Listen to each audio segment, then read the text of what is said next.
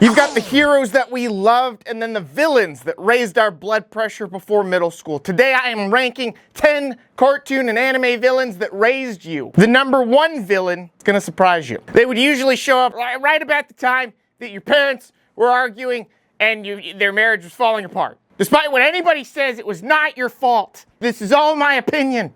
Some of you guys are going to be mad. Get that ready. Fire that off into the comments. Here's a quick guide to the ranking system that I chose. There's 5 pillars. I'm excited because I am a military intelligence professional in the United States military. And part of my job for the last 15 years has been to remain objective. And that's what I tried to do here. These will be the same 5 pillars for any character, whether it's a villain, a hero, or a support character. Number 1 is narrative impact. How much does the story fall apart without them? Number 2 is personality and depth. Do they feel like a real motivated person? Number 3 is relationships and dynamics, how they bounce off everyone else. 4 is iconic factor, the look, the voice, the catchphrases, and the standout scenes. And then finally, we have number 5, enjoyment or rewatch value. Do you lean in when they appear? Each is 0 to 10 for a max of 50 points, and that decides their placement. For the first one, we've actually got 11 characters here, but this one's an honorable mention, and it's someone I'm deliberately keeping out of the ranking because he's more psychological scar tissue than cartoon character. The honorable mention is Slade from Teen Titans 2003. I am the thing that keeps you up at night, the evil that haunts every dark corner of your mind. Slade is a quiet nightmare. No magic, no monsters, just a guy in a mask who feels way too real. In Teen Titans, Slade's origin is mostly left blank on purpose. We don't get a neat, tragic flashback. He just exists like an urban legend with a payroll. The show treats him as a presence first and a person second, which makes him scarier. It's always the quiet ones, isn't it? We meet him as the hidden mastermind between random attacks, robots, hired villains, traps. Both the Titans and the audience slowly realize all this chaos has one name behind it. Who is Slade? Who is Slade? Who is Slade? By the time he steps out of the shadows, you already know he's a problem. Slade's main obsession is control, especially over Robin. He doesn't want to just beat the Titans. He wants to own Robin's mind, turn him into an apprentice, and prove that Robin is more like him than Batman.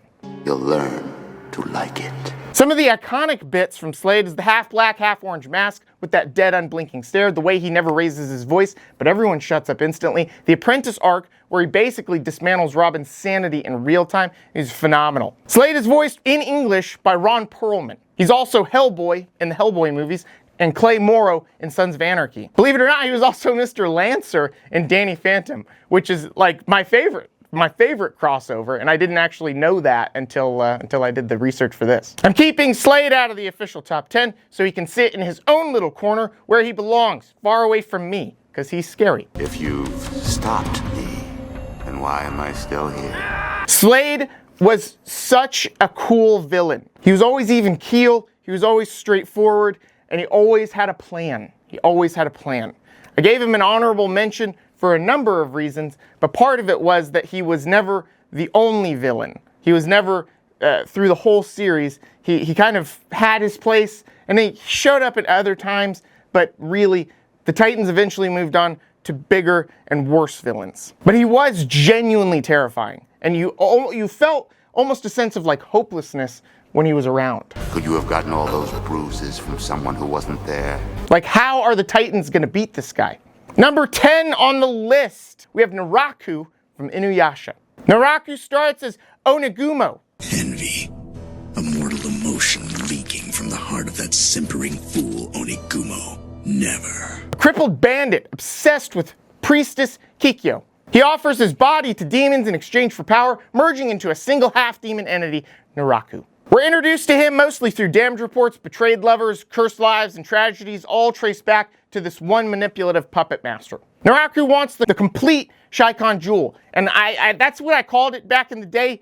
I can't remember, honestly. It's been too long since I watched the show if that was the actual name, but that's what I called it, and that's what I'm going to continue to call it. And he wants to eliminate his lingering humanity so he can't feel guilt or attachment. He's less take over the world and more ruin everyone's life slowly and efficiently. The iconic bits are the pelt disguise and miasma clouds, constantly shedding bodies and never truly dying, and his role as the guy behind almost every major tragedy in the show.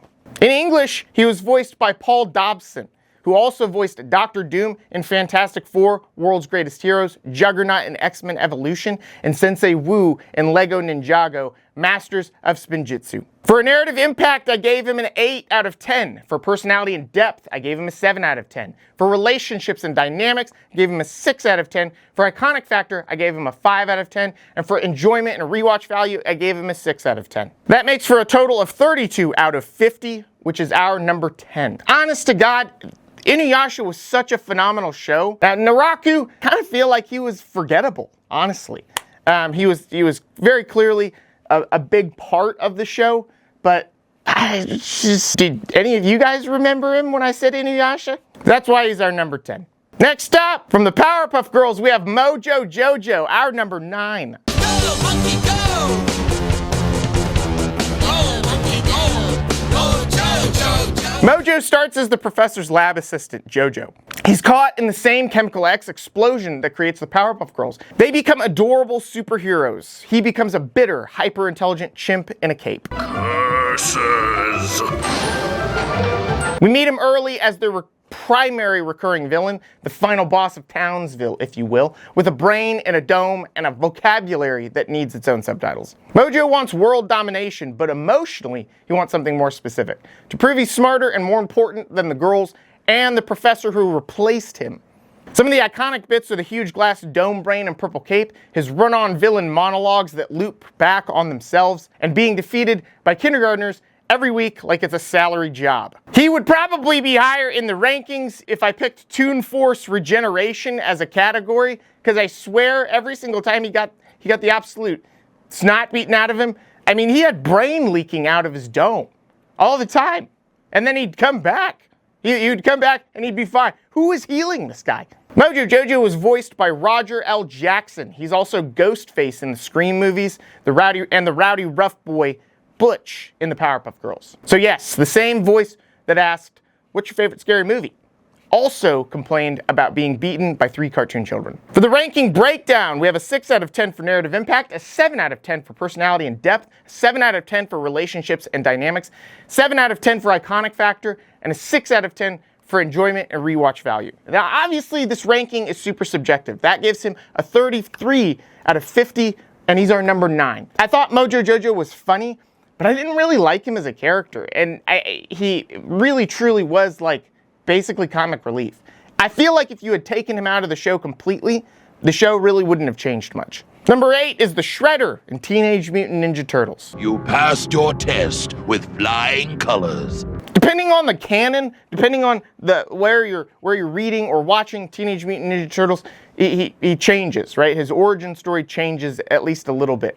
But Oroku Saki, which is his original name, or the Shredder, is Splinter's master's rival, and he turned into an armored crime lord, as one does. In the classic TMNT cartoon, we meet him as the leader of the Foot Clan, the big bad behind New York's weirdest crime wave. For sure, I could make more fetish jokes about the Foot Clan, but I'm not that guy. If I ever start one of those pages, though, I mean, I know what I'm cosplaying as. He's the reason 4 turtles grew up in a sewer and not like PetSmart or in a rich person's house, like Kevin at Home Alone. What did that kid's dad do?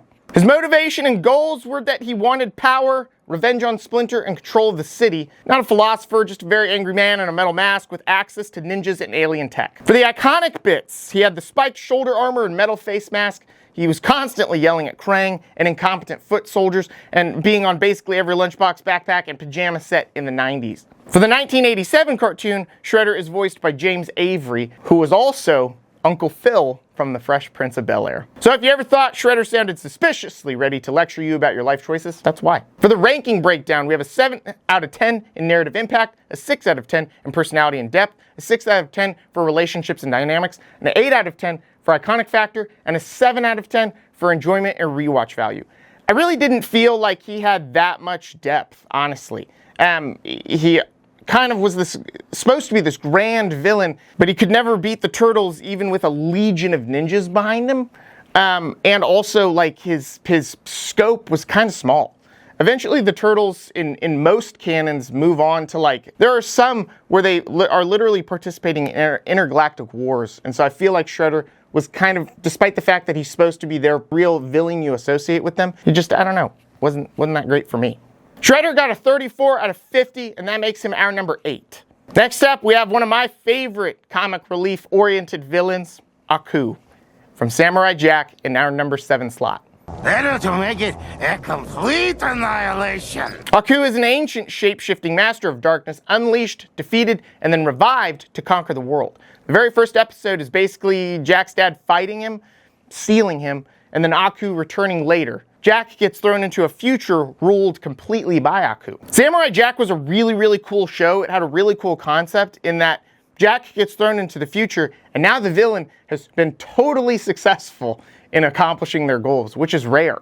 Right from the very beginning, I remember as a kid feeling like kind of hopeless in the show, but really, really loving Jack. How is Jack going to, dismantle this empire that Aku has built? We meet Jack and Aku in the same breath. No Aku, no show. He had a simple goal: rule everything forever and avoid the one samurai who can actually stop him. He's not trying to change the system, he wants to be the system. The iconic bits were those jagged black silhouettes with the flaming eyebrows. I loved those things, and I cannot imagine what a nightmare it was to animate those. He would switch from terrifying to petty and comedic in one line, and then his booming "long ago in a distant land" narration energy. It's great. His voice actor was Mako Iwamatsu, who was also Uncle Iroh in Avatar: The Last Airbender and Splinter in the 2007 movie TMNT. After Mako's death, Greg Baldwin took over for both Aku and Iroh, matching that warm yet dangerous tone. And I mean, he did a great job. Very, very sad the passing of that voice actor. I mean, because he had just truly an iconic voice. But yeah, the guy that took over was phenomenal. For the ranking breakdown, we have a 7 out of 10 in narrative impact, a 7 out of 10 in personality and depth, a 6 out of 10 in relationships and dynamics, an 8 out of 10 in iconic factor, and an 8 out of 10 in enjoyment and rewatch value. I genuinely like Aku. Couldn't even really tell you why. Maybe it's because he was actually successful before eventually being defeated, but also he truly is so iconic. Even if you didn't watch the show, I feel like most people know who he was. And that is why Aku lands with a 36 out of 50 and the number 7 slot on our list. At number 6, prepare for trouble and make it double, because we're talking Team Rocket in Pokemon. Team Rocket's rocket, talking trouble, walking trouble, big trouble's gonna follow you. We meet Jessie, James, and Meowth as bumbling thieves trying to steal Ash's Pikachu. Over time, we learn about Jessie's failed idle dreams, James' messed up rich family, and Meowth's tragic attempt to impress another Meowth by learning to talk. Seashells by the seashore. Seashells by the seashore? Tale as old as time. They show up so often they become the rhythm section of the show. Officially, their motivation and goal is to serve Team Rocket and steal rare Pokemon. Emotionally, they stay together, chase an impossible dream, and never, ever actually win. I think we're winning. I think you're right. Some of their iconic bits were prepare for trouble and make it double. Their ridiculous balloons, disguises, and blasting off again every episode, and Meowth breaking the fourth wall, I think quite literally more than the narrator. My nose, what happened? Oh yeah, I almost forgot. The cartoonist never gave me a nose. For the original English dub, Jessie was voiced by Rachel Lillis, who also voiced Misty and Jigglypuff. James was voiced by Eric Stewart, who was also Brock in Pokemon and Seto Kaiba in Yu-Gi-Oh! The jump from sad simp to richest anime rival is wild. And then Meowth was Maddie Blostein, who also voiced Solomon Muto and Sartorius in Yu-Gi-Oh! Later on, James Carter Cathcart took over James and Meowth for many seasons and became a huge part of the franchise's voice history. For the breakdown, we've got a 6 out of 10 in narrative impact, 7 out of 10 for personality and depth, a 7 out of 10 for relationships and dynamics, a 9 out of 10 for iconic factor, and an 8 out of 10 for enjoyment and rewatch value. Honestly, I have such a love-hate relationship with these guys that they got to the point where it was almost annoying. They just could not win. But, I put them at number 6 with a 37 out of 50. The video is not yet over. We've got more villains to cover, but if you want to support me directly, you can hit the link in my bio. Generally, it's going to be under the profile picture of whatever platform you're watching this on, and that is where you will find my merchandise. If you would like to support me directly, go on over and get a shirt, a hat, something. This month's design is running from my Dark Thoughts. We got a new one coming out, at least one every month. If you have ordered merchandise, please let me know what you think of it in the comments. I take that constructive criticism very serious, and if you have any issues, please reach out. This is the time in the list. We're at number 5, where we are transitioning into villains that truly did have a real significant narrative impact. And we are starting out with Orochimaru from Naruto. Are you aware of what eternal life is, Itachi? I don't know what it is yet either. And that's exactly why I need a new body. Orochimaru is one of the legendary Sannin, a former Leaf Village prodigy who decides normal science is for cowards. He dives into forbidden jutsu, human experiments, and body swapping to achieve immortality. Can we all just admit that Naruto was not a show about ninjas, but a show about wizards? They were doing magic, all right? The only ninjas in the show were Guy and Rock Lee. They had hands for days. We meet Orochimaru during the Chunin exams, disguised and stalking Team 7 like a horror movie villain who wandered into a tournament arc. And Orochimaru was actually horrifying. His motivation and goals were immortality and every jutsu in existence. People are lab equipment to him, and village are test sites. Some of the iconic bits were the snake tongue and pale, almost theatrical face, stretching his neck, emerging from other bodies, pure nightmare fuel, and the cursed seal on Sasuke's neck, and that entire Bad Mentor arc. His voice actor was Steve Blum in English, and he's also Spike Spiegel in Cowboy Bebop, Wolverine in multiple X-Men animated projects, and various roles in Ben 10, Star Wars Rebels, Transformers Prime, and Call of Duty Zombies, believe it or not. He voiced a lot of stuff. So yeah, the same voice that gave you jazz-loving space bounty hunter vibes also made snakes horrifying. Do not put Orochimaru in the same room as Samuel L. Jackson. I think that guy doesn't like snakes. For the ranking breakdown, we have an 8 out of 10 for narrative impact, an 8 out of 10 in personality and depth, a 7 out of 10 in relationships and dynamics, an 8 out of 10 in iconic factor, and a 9 out of 10 in enjoyment and rewatch value. I really thought Orochimaru was a cool character, and he added a lot to the plot. He builds up my assertion that Naruto is just wizards, because Voldemort also liked snakes. He had a total of 40 out of 50, making him our number 5. Number 4 is from the X-Men animated series, and that is Magneto. It is up to me to finish what others have started. No, please! I've got a family, children! So his backstory is, in most versions, including the 90s cartoon, that he is a Holocaust survivor who watched humans be monsters long before mutants were a thing. We meet him as the ideological opposite of Professor X. They both have the same goal, which is to protect mutants, but they have completely different methods of doing so.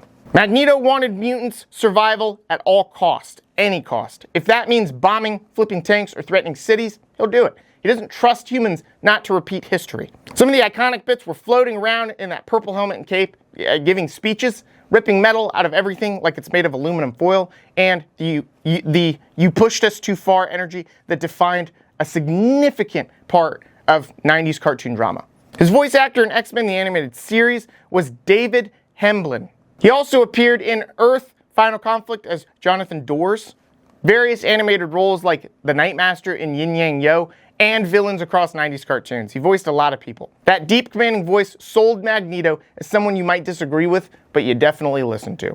For the ranking breakdown, we have a 9 out of 10 in narrative impact, a 9 out of 10 in personality and depth, a 9 out of 10 in relationships and dynamics, an 8 out of 10 in iconic factor, and a 7 out of 10 in enjoyment and rewatch value. This list is subjective, right? He got a 42 out of 50, making him our number 4. I get it. This is going to frustrate some people because he is a cool character, undoubtedly. He's just not one of my favorites. I did like, though, that, Magneto is a history lesson, disguised in a way that was understandable and digestible for children, and I thought that was really cool. He's also undoubtedly a major part of the lore in X-Men, right? That's it. He is the yin to Professor X's yang.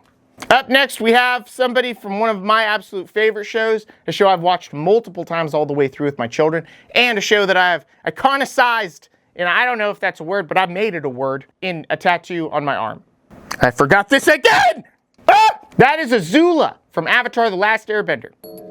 You mean I'm not good enough for you? You're hurting my feelings. Azula is the princess of the Fire Nation, a firebending prodigy, and the favored child of Fire Lord Ozai. We see her briefly in Book 1, but Book 2 brings her in fully as the relentless hunter chasing Zuko, Iroh, and eventually Team Avatar. She's the gifted kid whose coping mechanism is perfection and cruelty. Her goal is that she wants perfection, control, and her father's approval. She doesn't just want to win, she wants to control every variable, including her friend's loyalty. Some of the iconic bits were the blue fire and lightning bending, her chilling, perfectly composed smirk, and the breakdown at the end, the messy hair, hallucinations, and the realization that control was all she had.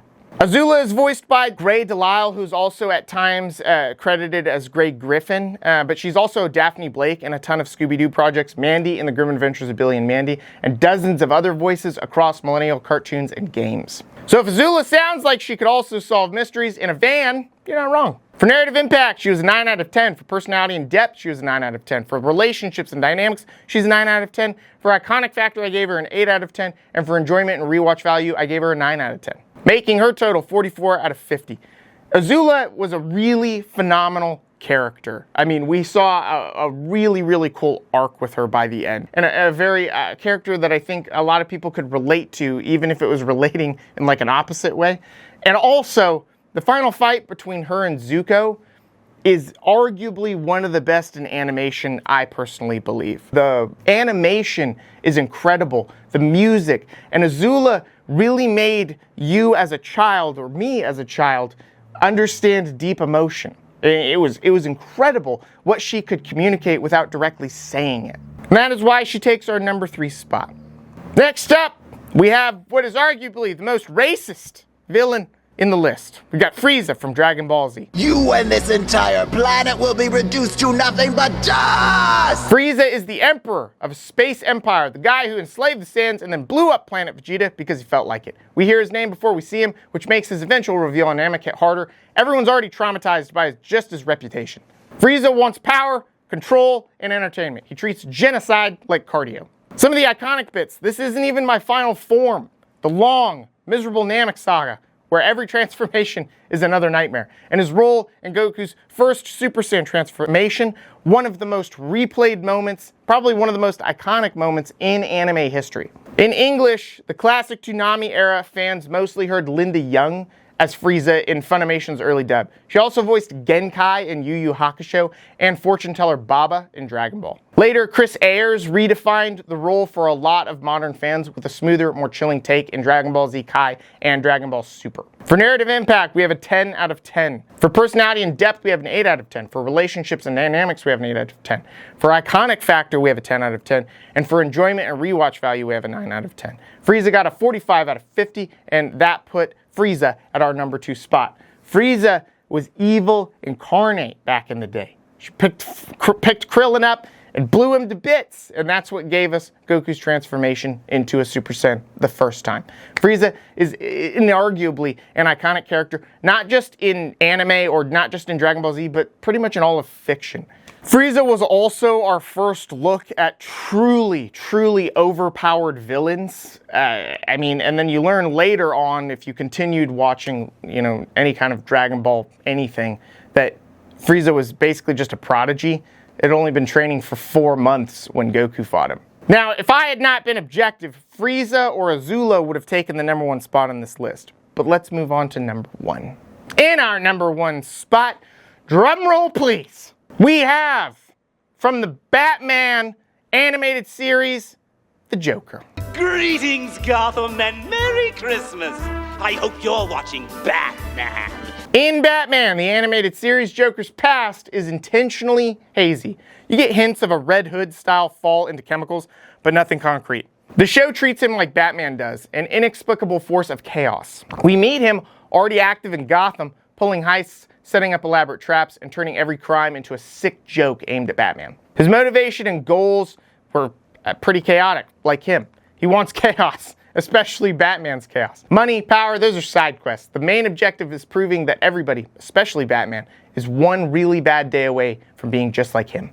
Some of the iconic bits are the purple suit, the toothy grin, the laughing gas, the mix of goofy gags and genuinely disturbing moments, and then episodes like Mad Love and the Laughing Fish that live rent-free in your skull. His voice actor was none other than Mark Hamill, the Luke Skywalker. Mark Hamill is basically the most iconic Joker voice. He was the Joker across multiple animated series and games in the DC animated universe. He had numerous other voice roles, from Robot Chicken sketches to guest spots on The Simpsons. Hamill's laugh basically defined the default Joker sound in everybody's head. For narrative impact, we've got a 9 out of 10. For personality and depth, we have a 10 out of 10. For relationships and dynamics, we have a 10 out of 10. For iconic factor, we have a 10 out of 10. And for enjoyment and rewatch value, we have a 9 out of 10, giving the Joker a 48 out of 50 and our number one villain. That's the lineup. We got the honorable mention of Slade living in a separate category called emotional damage, and then Naraku at number 10, all the way up to the Joker at number 1, judged on story impact, depth, dynamics, iconic status, and how hyped we were when they showed up on screen. I hope you guys enjoyed this list. Let me know what other things you want to rank. I am Mandatory Fun Day. This was Simpler Times Saturday, and that was a piece of childhood nostalgia.